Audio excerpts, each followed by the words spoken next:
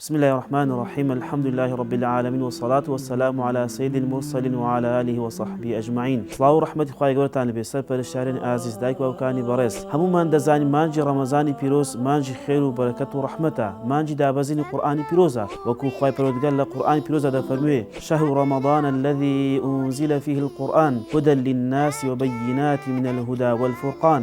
هەموو چین و توێژێک سود لەو مانگە دەبین و لێ بەهرەمەند دەبن. یەکێک لەو چین و توێژانەش کە پێویستە سوودی زیاتریان پێ بگەێنرێت چین و توێژی منداڵ و نەوجوانانن کەوا دەتوانین ڕەفتارە نەشیا و نادروستەکانیان بگۆڕین بەرەو چاکە و بەرەو باشتر بۆ ئەوی کەسانی چاک و چاکە خوازیان لێ دەربسێتن. بۆ ئەمە بەشتر دەستگای نووری حیکما لە نووسینگەی سەرەکی هەڵساو بە سازدان و ڕاگەیاندنی پرۆژەی چاکاری بۆ ساڵی سێم. ئەم پرۆژەیە پێک دێت لە خشتەیەک کەوا لە مانجی ڕەمەزانی پیرۆز پڕ دەکرێتەوە. هەموو کەسێک دەتوانێت لەو پرۆژەیە سودمەند بێتن. هەموو ئەو لان و بوارانەی کەوا کار دەکەن لە بۆ پەروەردە و ڕۆشنبیرکردنی منداڵ و نەوجوانان کەوا وەکو دەستگا وەکو ڕێکخراوەکان وەکو بنکەکانی قورئانی پیرۆز تەنانەت دایک و باوکانیش دەتوان سود لەو پرۆژە بدێنن لەگەڵ منداڵەکانیان، بەڵام بەو مەرجەی هەوڵدەن وها پابندیان بکەن بە بەڵێنیەوە. بۆ نمونە پێیان بڵێن ئەگەر بێت و ئەو خشتەیە تاوا بکەی وەکو خۆی جێبەجێ بکەی بەڵێنی شتێکی پێ بدە کەوا حەزی پێێتی، جا ئەو بەڵێنیە سەردانیەکە یان گەشتێکە یان دیارەکە هەر شتێکە حەزی پێ دەکاتن. ئەم پرۆژەیە پێک دێت لە دوو ئاست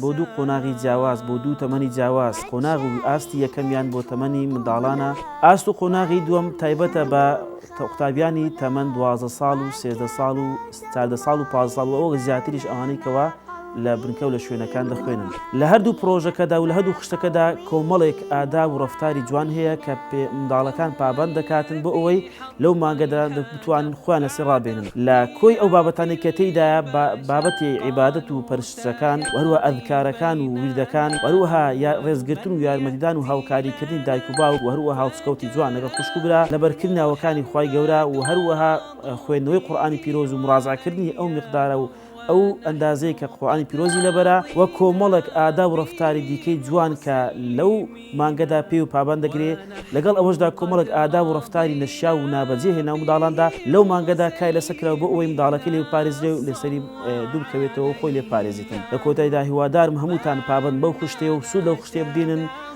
بە هیوای ئەو ڕەمەزانێکی پڕسوود بەرەکەت و خۆشبەخت لەبۆ هەمووان. والسلام عليكم ورحمة الله وبركاته.